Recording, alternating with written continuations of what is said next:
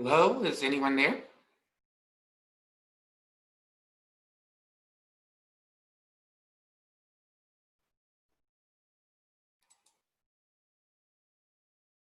Looks like people are just starting to log in. Oh, good. Okay, so I'm not late or in the wrong place. A lot of people tend to show up right at the last minute, so.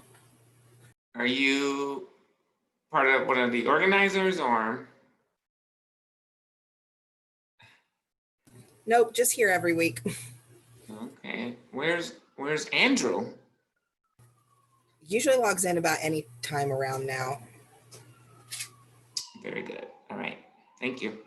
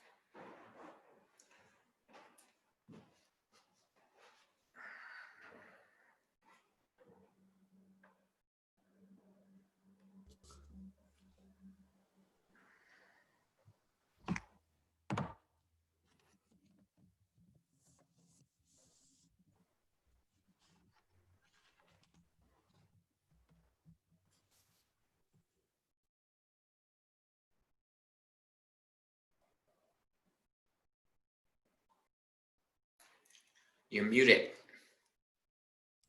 I am, but hello, Andrea. So Hey, nice to see Andrew. you. Long time no see. How are you? I'm good. How are you doing?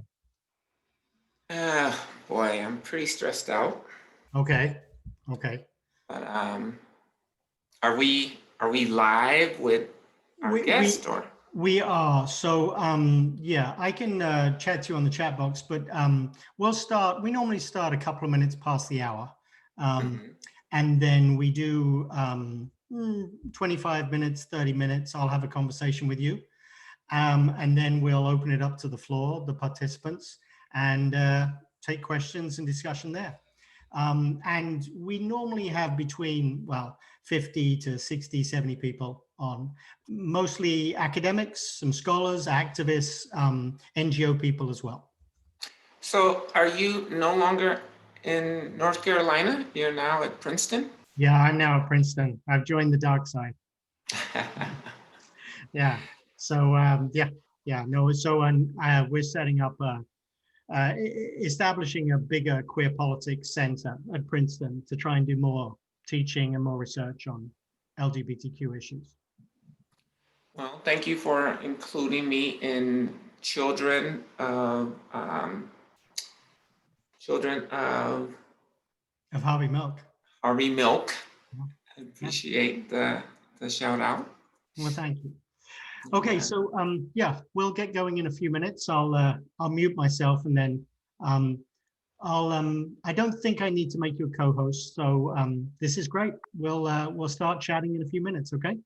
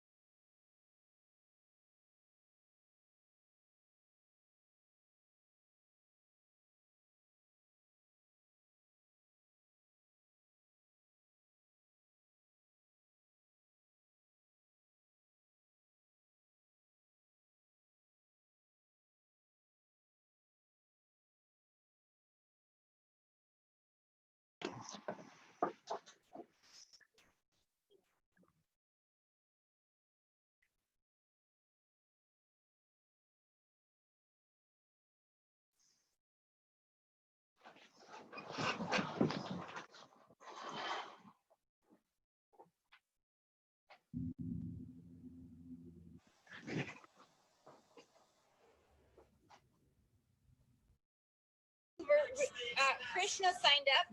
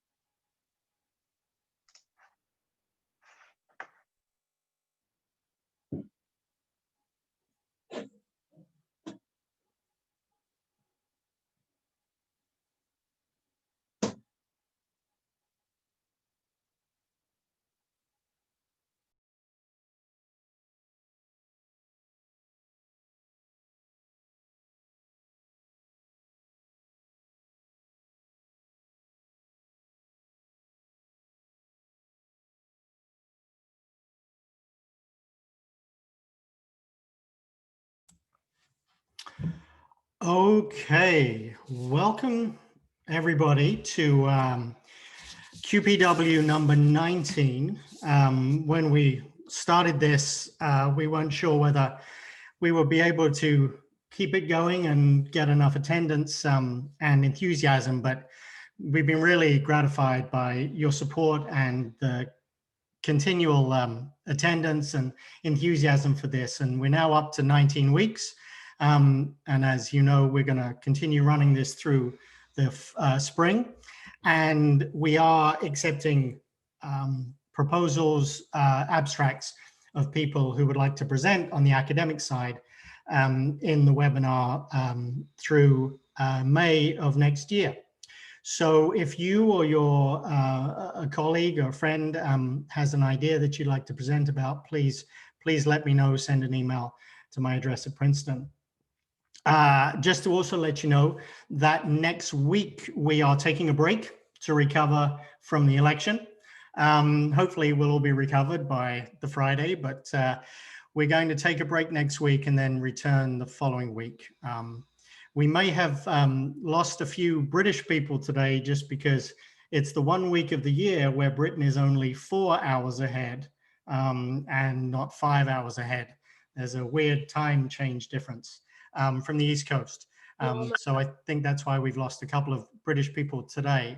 Normally Britain is just years behind, not hours ahead, as you know. And today we are I am very excited to welcome one of our practitioners, our politicians, our leaders to the webinar, Andrea Jenkins, who you will see on your screen, who has very graciously agreed to spend her precious time with us for an hour to talk about her career and her work and her role within the movement. I met Andrea a few years ago at a conference in North Carolina, and I have to say she has always been and continues to be one of my heroes, and has a presence, has a confidence, has a calming, I think, vibe to her, which is very important in political leadership and also within the movement as a whole. I would say that Andrea is not just a fabulous transgender representative. Andrea is a fabulous representative, full stop, and has done a remarkable job in her 2 years on the Minneapolis City Council.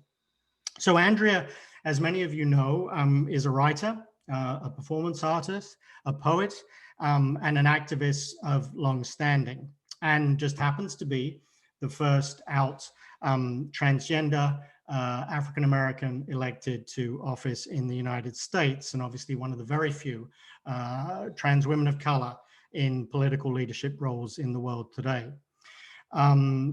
Originally, Andrea is from Chicago, moved to Minnesota in the late 1970s, and worked in county and city government and the city council for a number of years before becoming elected overwhelmingly to the Minneapolis City Council in 2018, and is now the vice president of the city council. But I think it's very important and interesting for us as scholars as well to note that Andrea was involved and leading the Transgender Oral History Project at the University of Minnesota. And that is a fabulous archive and repository for some of the stories about lives that we rarely flag and see visibly in our public sphere. So Andrea has master's degrees in community development and creative writing and degrees in human services as well at the undergraduate level. So what I want to do today is spend 20 odd minutes having a conversation and hopefully learn more about the work that Andrea is doing and has done, and then open it up to the floor to your questions. As all of these webinars, it's great if you can send me a chat message to say you'd like to be on the list for questions, and we will get you in at any point. Just let me know you want to be on the list. You don't have to tell me your question. So let me turn and start this conversation. Thank you for being with us, Andrea. I think many of us, as we study and observe leaders in the community politically, are just interested in that very unique narrative journey. How you get from Chicago to here? How do you get from being a young person through the movement and then ultimately to this position of great, legitimacy and esteem?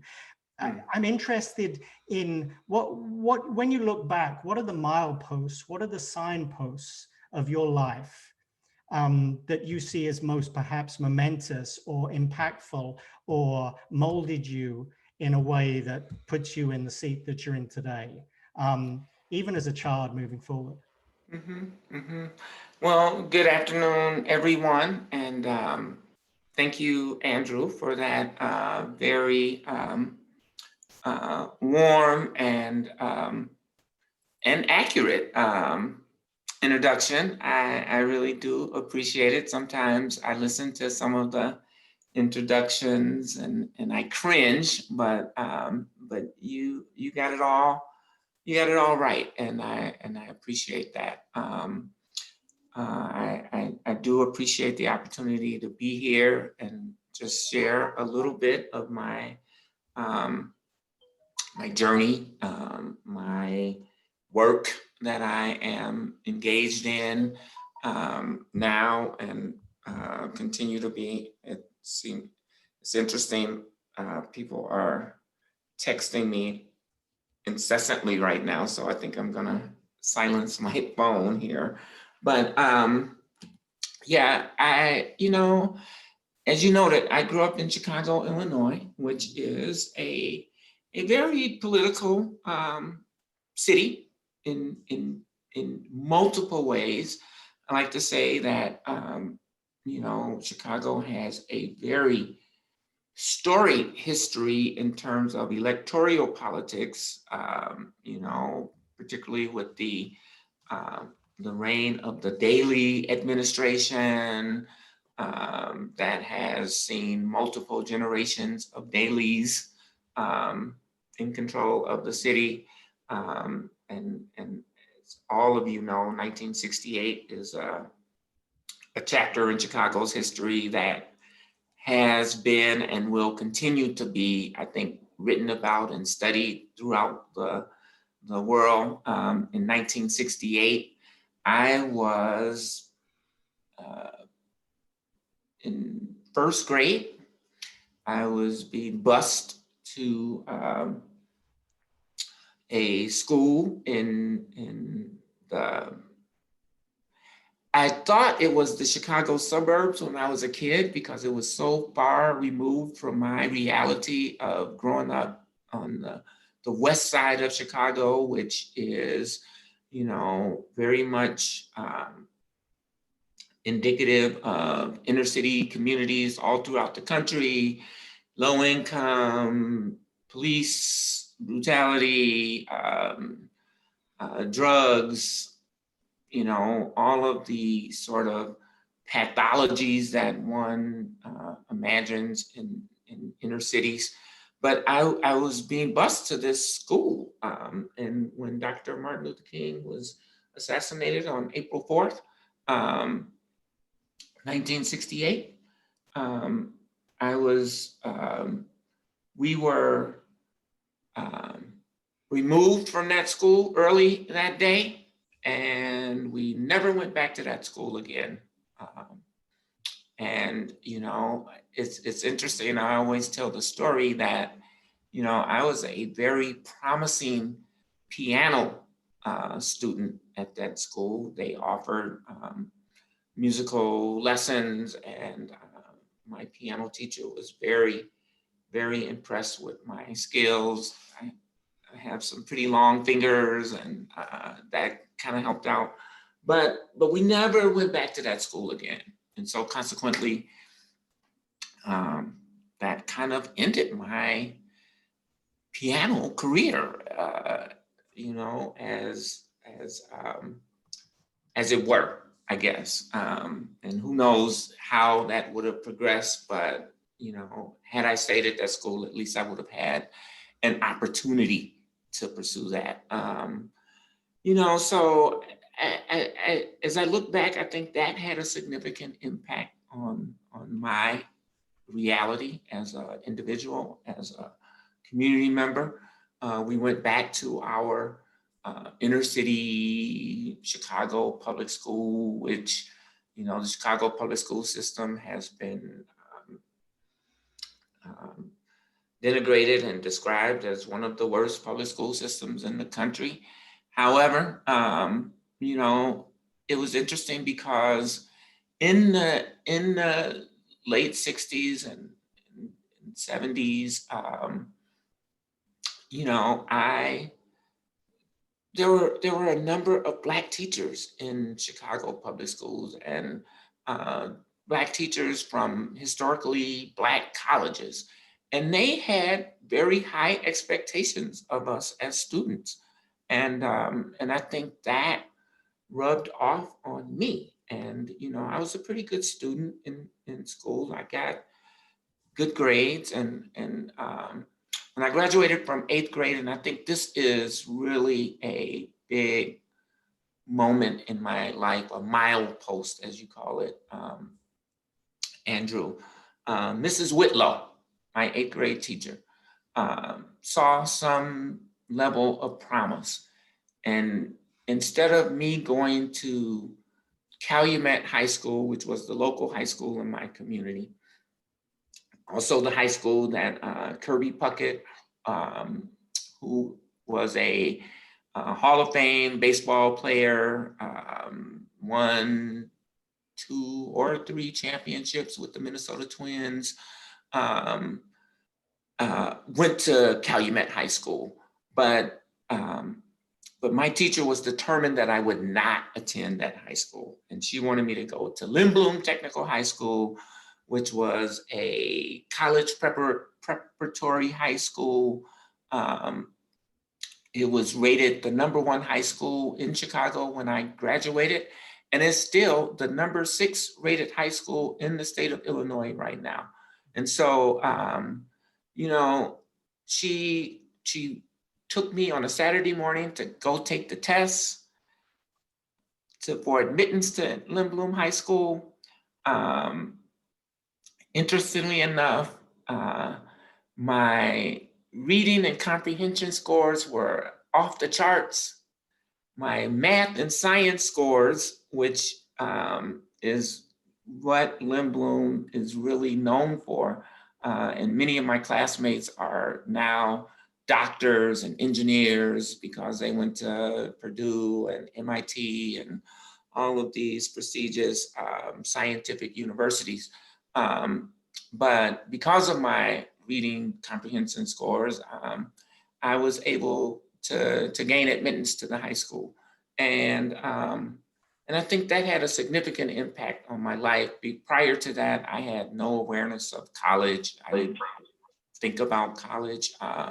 But as I got there, all of my classmates were, you know, they were talking about, as freshmen even, you know, I'm going to Washington University, I'm going to Princeton. I had classmates who went to Princeton, and as you all famously know, Michelle Obama went to Princeton, and we sort of matriculated in the same environment, right? We're very close to the same age. I am the exact same age as Barack Obama, interestingly enough. But I think going to Lindblom High School really made a significant impact on where I ended up today. I mean, it just showed me another side of life that wasn't really available to a lot of inner city kids in Chicago. So I'm gonna leave it at that and let you get to some other questions. So growing up, and as you sort of came of age politically as well, I mean, who were your role models? Who could you look to have a touchstone for what you wanted to aspire to? And conversely, now you are such a visible role model for others. How do you feel about your role modeling capacity for others today? Mm-hmm. As growing up and coming of age, I was a pretty voracious reader. I remember reading all of the childhood biographies of probably our first 16 presidents, up until Lincoln, and even some, and I should say founders, right? Because I read not Otto, but like a biography of Benjamin Franklin, who was an apprentice and learned the printing business and then became this, scientist and all the things that he accomplished in his life. And just these stories of the founders and how they overcame, some of the challenges in their lives, to become leaders in this fledgling new country. And so I would have to say, I think that had some level of impact and kind of role modeling. But beyond that, I was very, very inspired by, and just to be honest, Jesus Christ, like, and not as much from a religious standpoint, but from a more social justice standpoint of the things that that he stood for, and the realities of standing on your convictions in the face of physical harm. And so I would put next to that Martin Luther King Jr.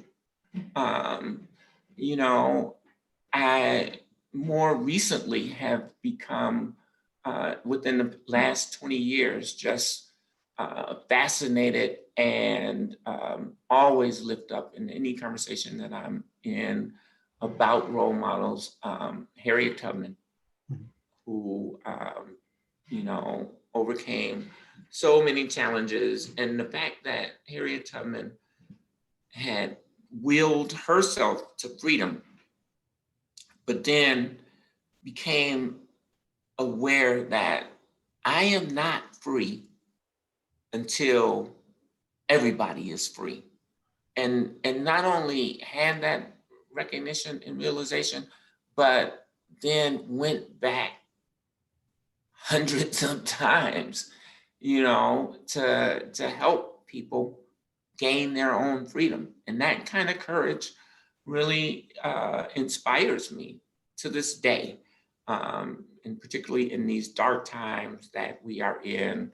Her constant sort of, for lack of a better word, motto, or maybe I should say chant or meditation was, never give up. If you hear the dogs coming, keep running. If you see the lights behind you, keep running. If you get hungry, if you get cold, if you get tired, keep running. And that is, I think, the spirit that we have to have today in these really dark times that we are dealing with in our community. Harold Washington was the first political campaign that I ever got involved in. I was 18 years old and I was a canvasser.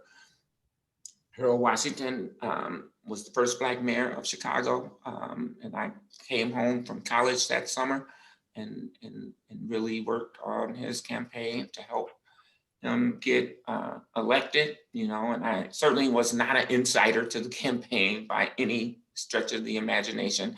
And it was kind of a summer job, you know, but it really, I think, had an impact on me in recognizing the power of electoral politics and how it can change people's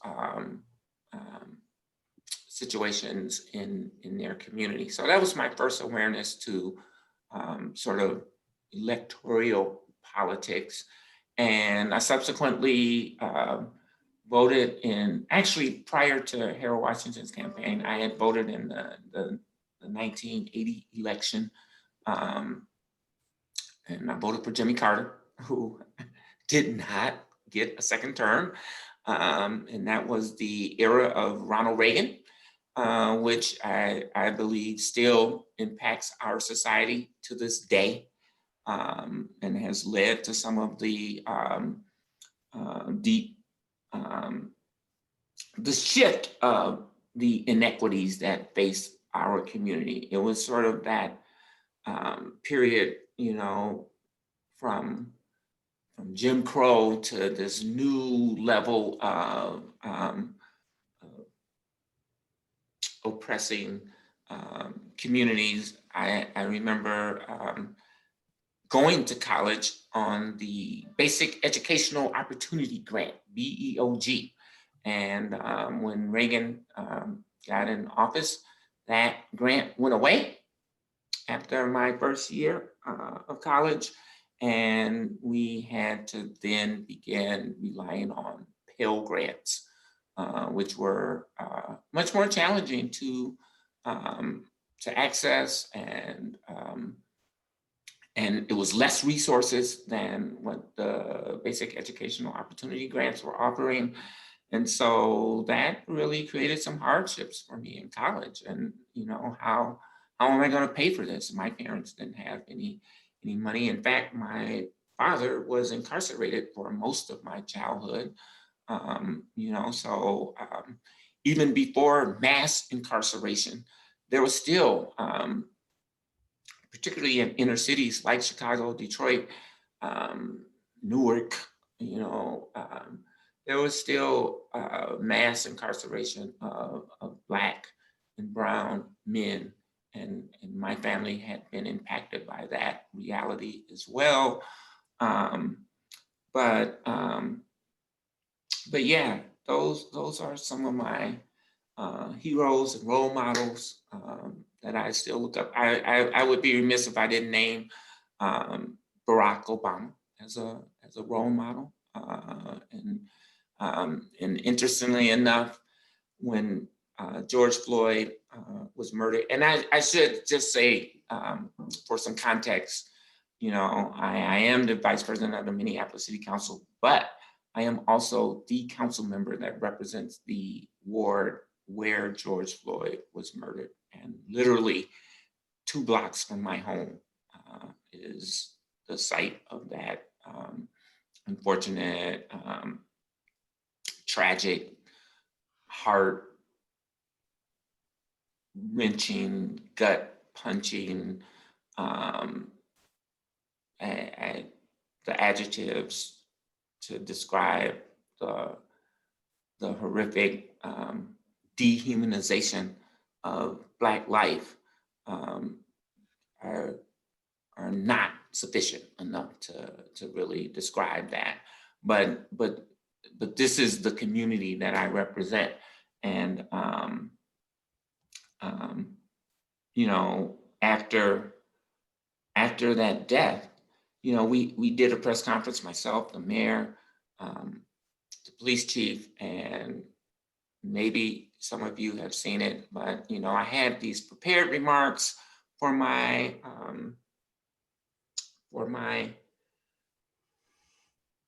talk, my comments for the press. And when I got to the microphone, the only thing that came out was Amazing Grace. It was just stuck in my head. As an artist, I felt like the moment required some kind of artistic expression. And then, you know, 5 years earlier, when, you know, Barack Obama spoke at the funerals for the 9 parishioners who were killed in Charleston, South Carolina, at the church by Dylan Roof. He also sang Amazing Grace. And, you know, it's, I wasn't thinking about that at the time, but it just felt like that was an appropriate response for the family, for the community that was and is still to this day suffering. I mean, I mentioned I was getting text messages. 3 of those text messages were from neighbors who lived in the area who are still being impacted and disrupted by the protests and uprisings. Well, I wanted to ask you about that. I mean, nearly half a year on from the murder of George Floyd. I mean, can you tell us where the heart, where the soul of Minneapolis is today? I mean, how does your city look like almost half a year on from that terrible moment? The soul of the city of Minneapolis is, and the heart is really broken right now. There's just no 2 ways to put it. Our community is divided. We've had a significant increase in crime, predominantly in communities of color, though it has really spread to all parts of the city. Interestingly enough, when this first happened, I was getting all of these messages from all over the city. Defund the police, Black Lives Matter. I'm a white person and I get it. I realize that, you know, this must change. And now, you know, the messages I'm receiving is, I'm a white homeowner and I have never felt so afraid in my life, and please get us more police. We need more police now. You know, clearly not remembering how the police state is really detrimental to Black and brown lives.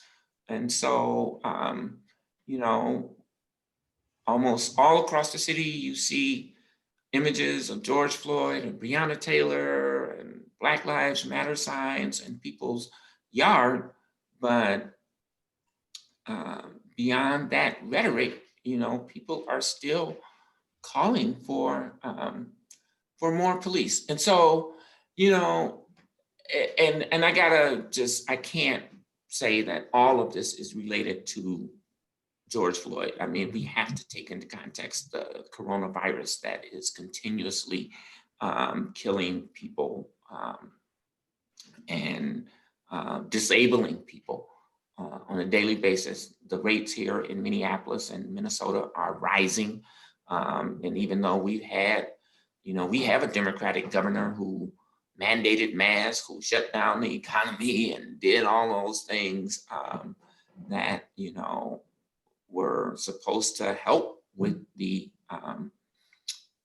the spread, and it did for a while. I think the summer came and people, clearly the protesters were out in mass for many weeks and months on there was just a big rally and protest in my neighborhood Sunday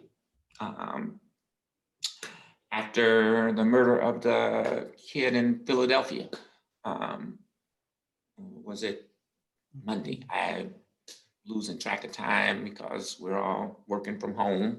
I'm at home right now, as you can see, and just had city council meetings all morning, and we'll be returning to that this afternoon after this call. But yes, the heart and soul of Minneapolis is broken right now, and I think we will get to the other side of this eventually, but it has to encompass justice. We must bring some level of justice. Since the murder of George Floyd, I have personally brought forward 2 resolutions, one declaring racism as a public health crisis, which my colleagues supported unanimously, and then another subsequent resolution establishing a truth and reconciliation process to begin in the city of Minneapolis, which again, my colleagues supported wholeheartedly, unanimously. And so, I think we can get on a path to healing, but we're not quite there yet. And in 2018, there were so many eyes upon you because of your, earth-shattering election. And then this year, because of what's happened in Minneapolis and your role in being a leader there, again, the eyes are on you. I'm interested to know about how you navigate this very unique thing of being the first, the pressures and the responsibilities, and how you navigate the first of anything. And you're such a visible first in the world. I mean, how do you deal with all those different things that come at you because of being the first? Yeah, that's a really good question, Andrew. And as you kind of noted in your comments and your introduction, I am, I'm a pretty even keel person for the most part. I certainly get excited and I get passionate about issues like many people. I'm absolutely a human being, right? But one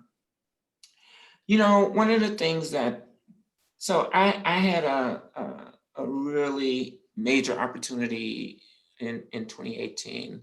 I got a fellowship to attend the Senior Executives Leadership Program at Harvard University. And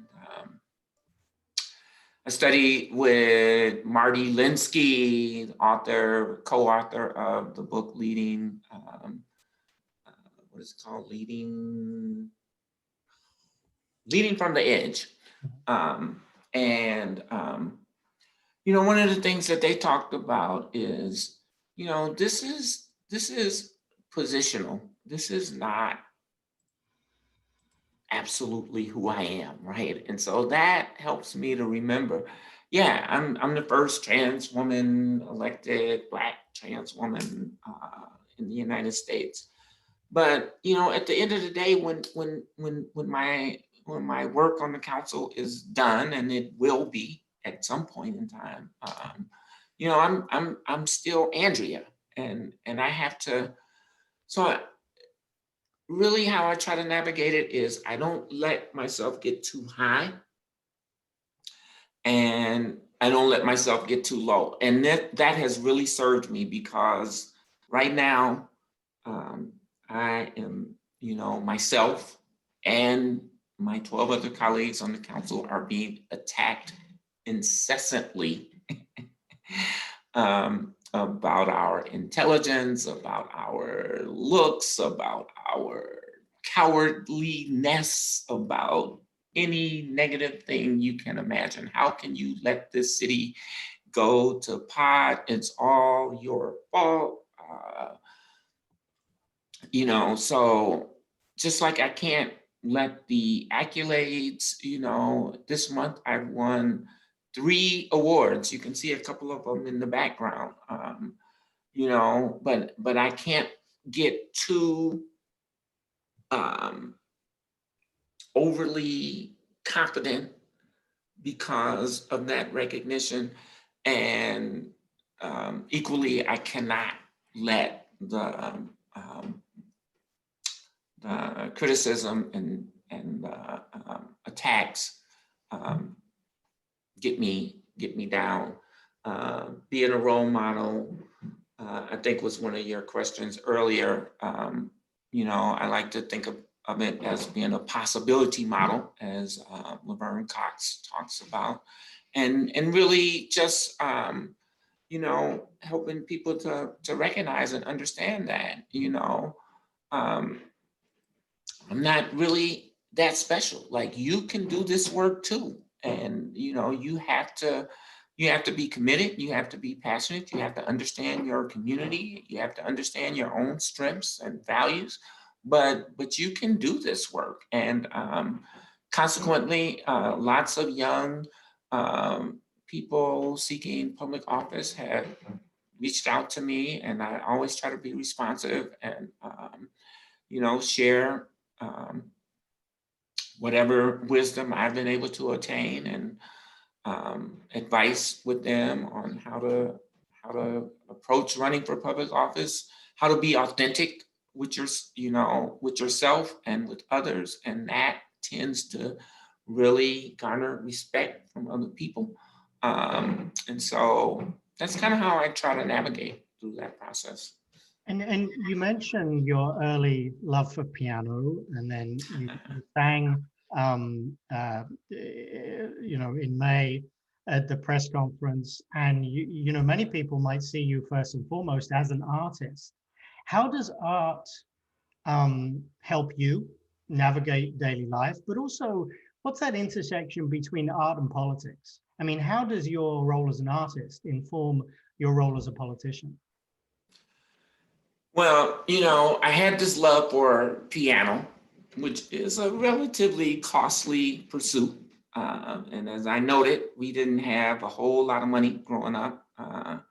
And consequently, at 14, well, again, when I went back to my inner city school, one of our visitors was the poet Gwendolyn Brooks. She was the poet laureate of Illinois at the time. And her thing was to go to all the classrooms and inspire young people to write poetry. And my love for piano might really be described as my love for the arts. And poetry became a really inexpensive way to express myself artistically. Interestingly enough, subsequently, at age 14, I met one of Gwendolyn Brooks, her publisher. She left Knopf in New York City and began publishing with a small Black-owned press called Third World Press, which was based out of Chicago. And it had been founded by a young writer by the name of Don L. Lee, who eventually became Haki Madhubuti, and was one of the leaders in the Black arts movement of the 60s and 70s. Amiri Baraka, June Jordan, certainly Gwendolyn Brooks, Sonia Sanchez, all of these artists who mix politics with art. And the mission of the Black arts movement was to use the arts to uplift people and to inform and educate people. And that has been a message that I have used throughout my artistic career and taken to heart. And so, if you read my work, and you can check out some of my work online, go to Amazon. The Tea is Not Silent is my first collection of poetry. The Queer Voices, Poetry, Prose, and Pride is a book that I co-edited last year, and those books are available on Amazon.com. My work really does live in that intersection of justice and art and beauty. And so, I think the arts, as it relates to politics, has a way of helping to change, to inform, to excite the human spirit in ways that political speech just cannot fully accomplish. Unless, there are really skilled orators like Barack Obama who can change hearts and minds with political speech. But I also think that the arts is a way to really impact people in ways that that they can feel and experience. I think the best artists are ones who are able to capture a universal moment that that many people can relate to, and people can say, oh yeah, I've experienced that, or I know someone who experiences that. And that's the kind of emotion that I try to elicit with art. It's interesting, you think about in Ireland, you almost had to be a poet in order to be a politician, and that I think that tradition lives on. I like to quote Amiri Baraka, who said, poets are the politicians of the world. And so, my poetry, I hope, helps to lead to some level of social awareness and reckoning, and consequently, people being able to make plans to deal with those issues that arise in the art, because it is critical to our future existence. I'll ask you a follow-up question on that before I bring in Jennifer Raymond. But one of the intersections that I think is quite interesting between arts and politics is just this nature of storytelling, in the sense that a lot of art is about storytelling. And we know that people move their views, their values through understanding stories and through the power of stories. So because of your work with the Trans Oral History Project, I was interested, when you were doing that work, what did you learn from these oral histories that perhaps you didn't fully recognize before, or reinforce things that you'd been living yourself? But what things do you take from the Trans Oral History Project? So that is an excellent question, Andrew, and it really impacted me deeply as a human, as a trans person, as a person dealing with, that has been deeply engaged in the struggles and the challenges of gender identity. One of the key things that I took away from the project is that gender is fluid. It is on any given day, we can express our gender identity in multiple ways. It really led me, prior to being engaged in the project, I really was thinking that I am a binary transgender woman. That's my identity. That is who I am. After interviewing 198 distinct people from all over the country and internationally, I interviewed a number of people in Canada and beyond. I came to realize that, you know, my own gender is not as static as I thought it was. And in fact, I'm working on my memoir, and the title of it, the working title at this point, is Gender Abolitionist.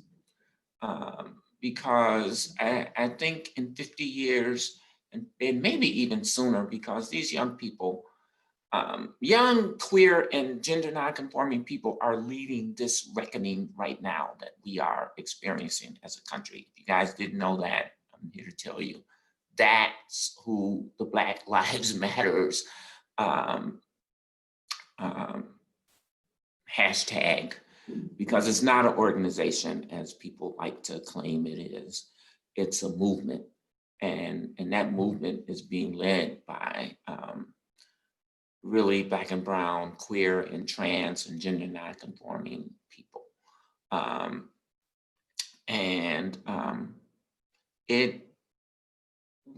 We won't look at gender the same as a society 25 years from now as we do today. That it's this binary male, female reality. It will be much more comprehensive of ever-changing identities, intersecting identities, and I really hope it becomes that reality, because I think the static, toxic male masculinity is what is really disrupting and leading to the oppression of our culture and society. Guys, you gotta change, man. You gotta embrace the fullness of humanity and not necessarily succumb to the stereotypes of what it means to be masculine or a male, because as human beings, we all have the same levels of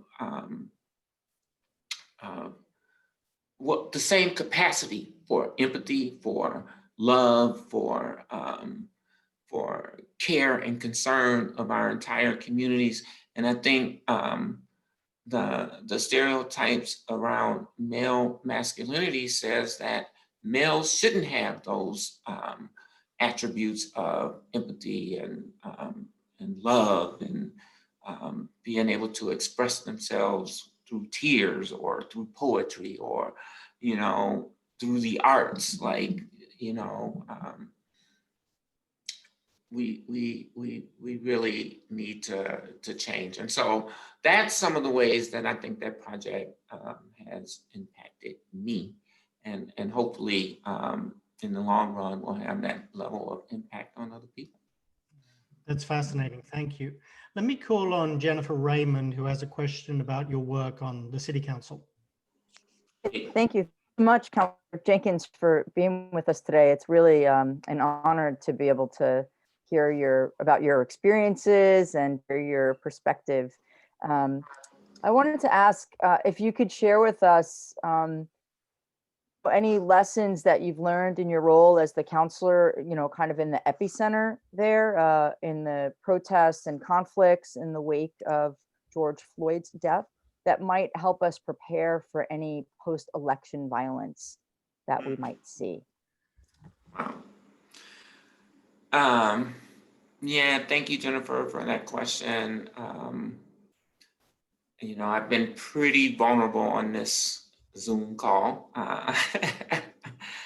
already, but as Brene Brown reminds us, vulnerability is a strength, right?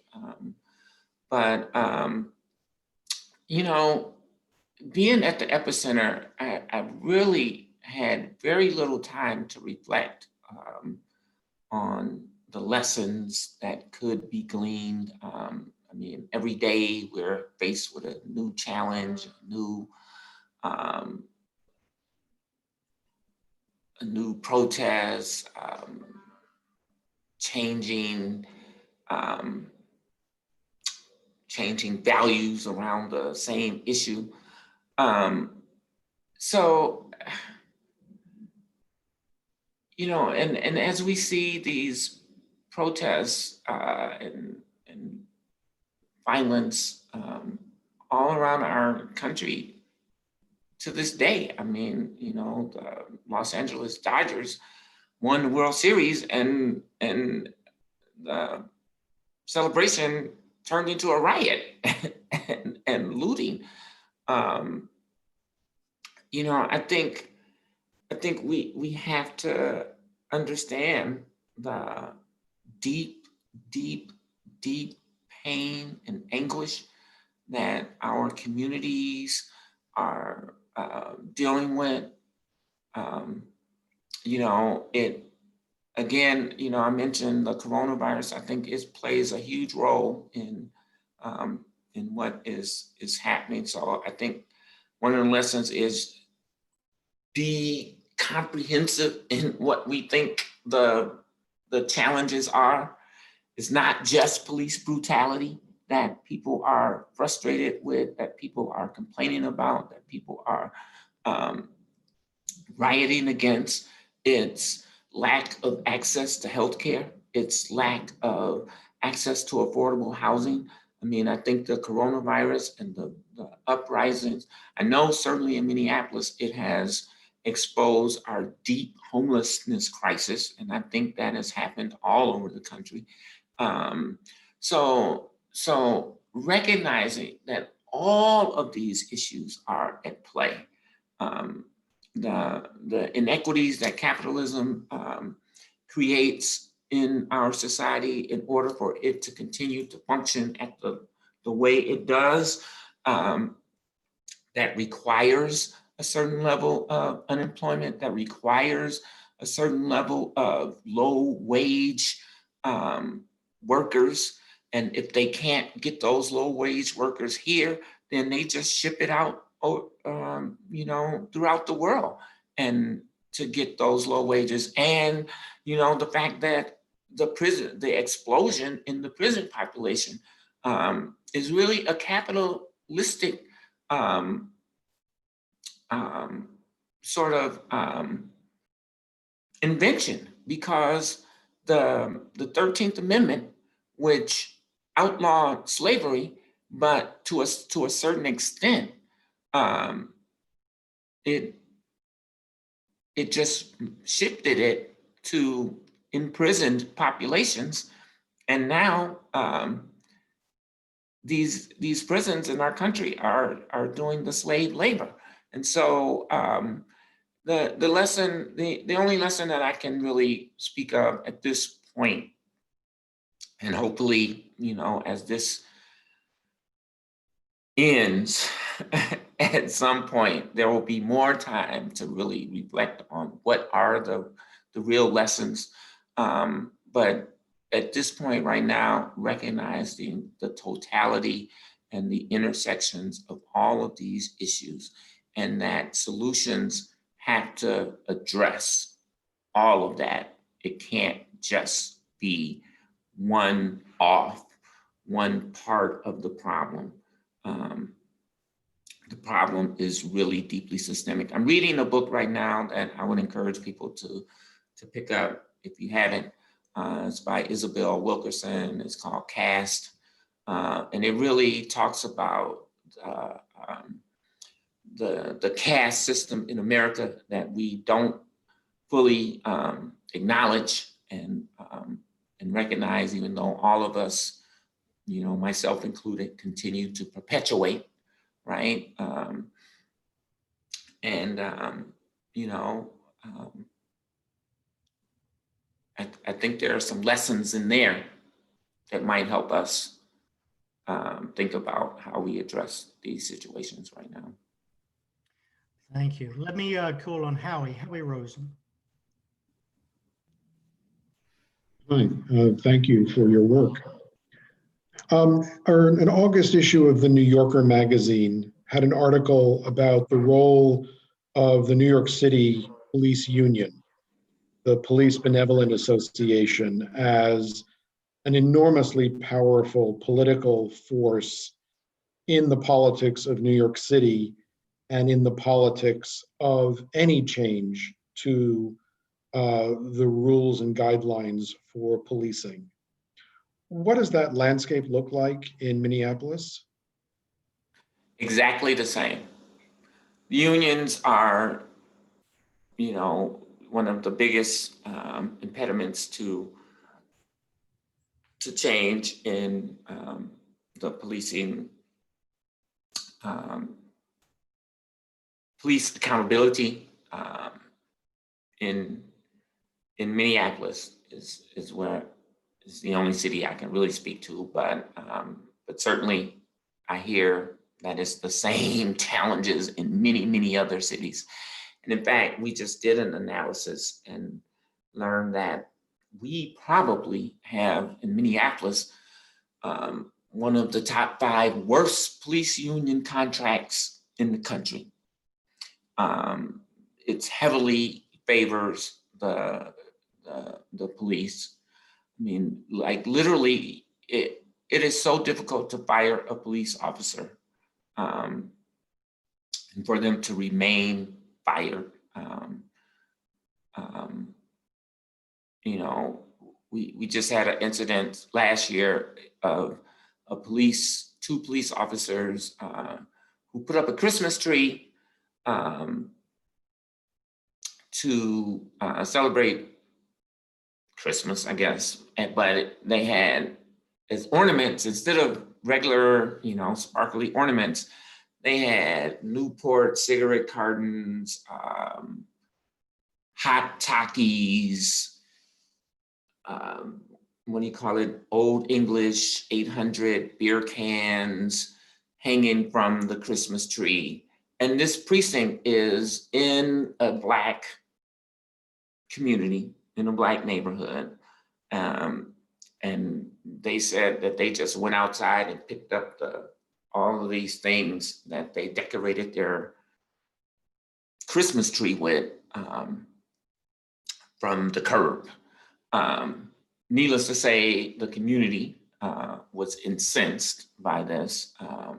The police chief fired the 2 officers involved. And after arbitration, they were reinstated back to the force, you know, and they have to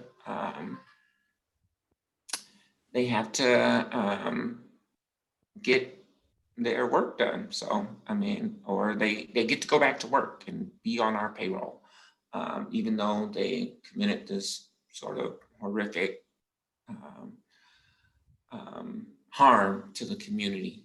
So yes, Howie, the union in Minneapolis, even though our force is 1/4 of the size of the force in New York City, but still the union has a very powerful role. In fact, I'm getting emails from residents right now today, as we're sitting here, they're popping in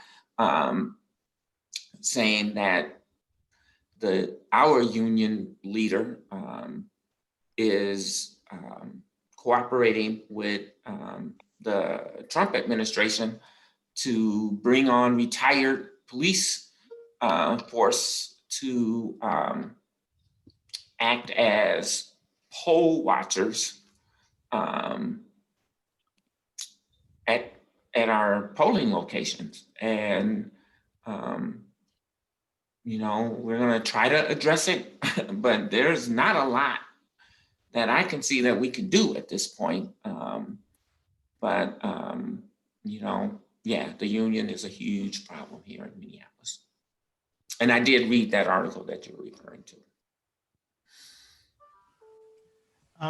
Let me just ask one final question. We're out of time. And I just noticed that a couple of our British guests just came on because of the 4 instead of 5 hour difference this week, unfortunately. But I wanted to ask you, you mentioned about the new generation of leadership in the queer movement.